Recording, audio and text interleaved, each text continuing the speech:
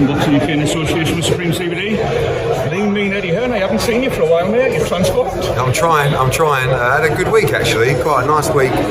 Just at home, like chilling and just working out and planning really. And obviously this was part of that. But getting ready for a busy couple of weeks with Anthony Joshua against Dillian Whyte and Birmingham, and a busy schedule coming up. And obviously the first of that being announced today with Josh Warrington against Lee Wood. Convalescent at home, Eddie. Has that included taking in the two monster fights last week? And your thoughts on them? Yeah, the Inoue fight, I sometimes people try to have a go, well, you don't even watch the fights. Like, I do, but I don't necessarily sit there, record them, sit down and watch the whole, every second of every round. Like, I follow boxing, like, religiously, like, too much, actually. But,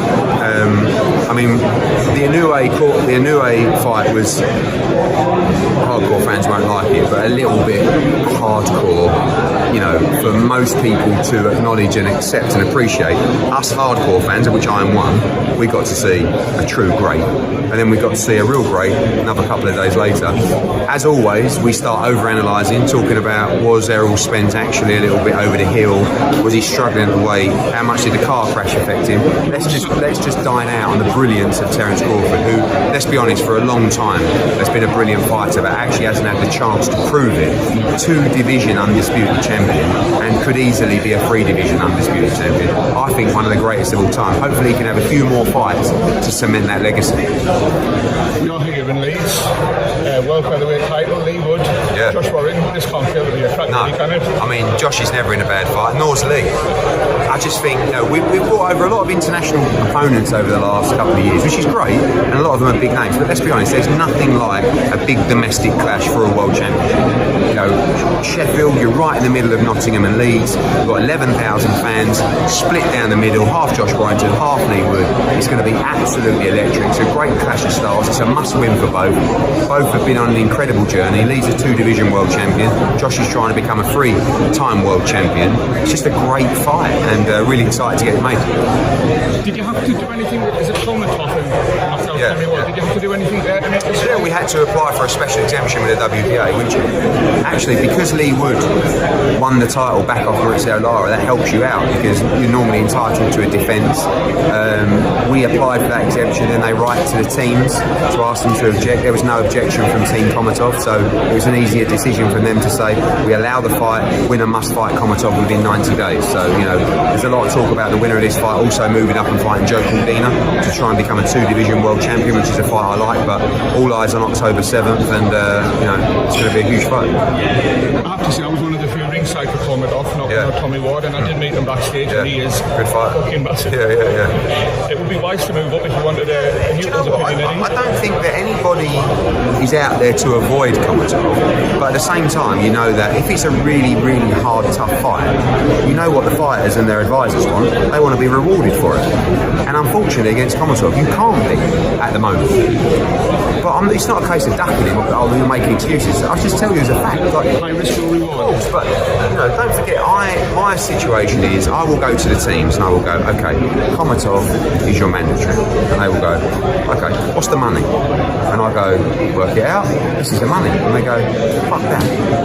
That's, I don't know, a quarter of the money that I'm getting to fight Josh Warrington, to fight Komatov, who we don't know how good he is, but on the outset looks really, really good. So that's just all you're faced with, and that's being honest. So, but then it gets to a situation where after this fight, you cannot not fight Komatov. So you either have to vacate, move up, vacate, rematch, or fight Komatov. And the same will apply there. Do you know what I mean? If this fight is what it could be, the rematch at Ellen Road or City Ground could be huge. They'll do it without a belt, because at that stage in their career, does it really matter? You've got a 2-division world champion, 2-time world champion, 3-time world champion. Like, that stage, it sort of matters less, but you always want to keep hold of the belts if you can. If the fight's a conclusive result either way, Eddie, what does the loser do? I don't know. I think could retire. Both guys are only interested in being in massive fights. Yeah? And if you lose, you're not going to be in a massive fight. So I keep saying this every time. You've got AJ against Dillian Whyte. Same question will be asked at Presser next week. Where does the loser go? And the answer is, you're not in a massive fight. And really all you want to do is be in massive fight. So can you be motivated to come back in a tick over or a run out before you go into a massive fight?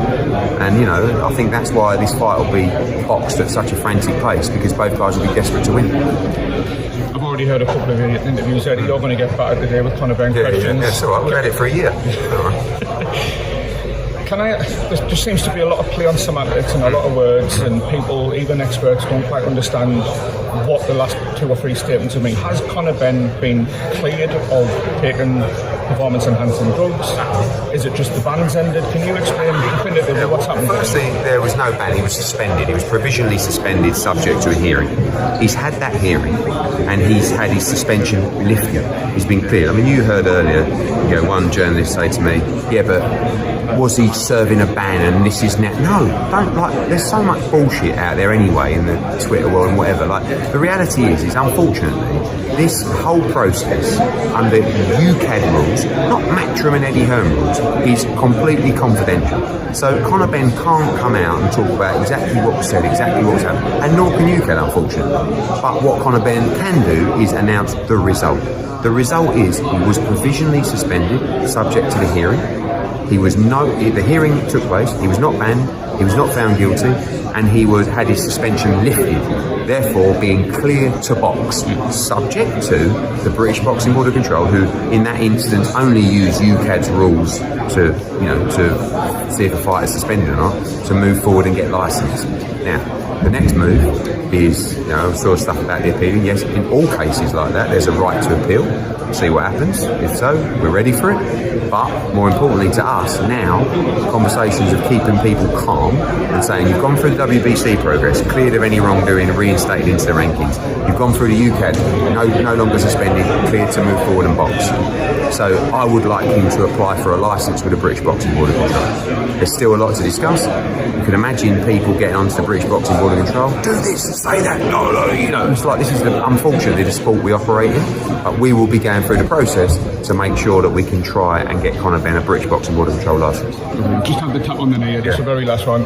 When can boxing fans therefore expect to see Conor Benn next out, and against what level of opponent would you be looking at? He wants to go straight into a big fight. I would like to get him out end of September and then in a massive fight in December, but all options on the table right now. Eddie, great to see you. Thank you.